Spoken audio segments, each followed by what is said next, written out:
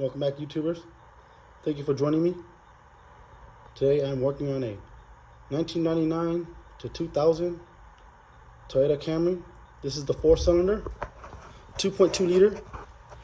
It has the 5 SFE engine in it.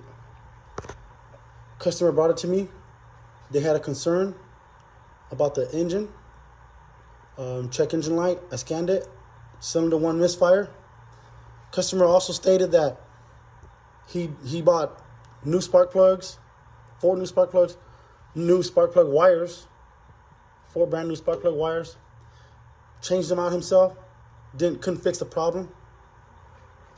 So I went ahead and pulled the spark plug to cylinder number 1. I went ahead and just did a easy compression test on it. It checked out great. It was at 180 psi. So to me, that cylinder number 1 is still very healthy.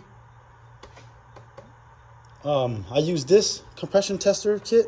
You don't have to buy this brand, but it's nice to have one on hand just so you can see the life of the cylinders. The next thing I did, I went back here to the fuel injectors, checked the wires, unplugged it, did my voltage test, passed 12 volts to all the injectors. So the next thing I did, this is injector number 2, injector number 1. I went ahead and swapped them. I swapped both injectors. And then I cleared the code. I took it for a test drive. The engine was still misfiring. But this time, as I was test driving it, this is the new code that popped up. Cylinder 2 misfire now. So the problem is, the injector failed. Not very common, but it can happen. I called the customer. They said to go ahead and change the injector out, take it for another test drive, and that should fix the problem.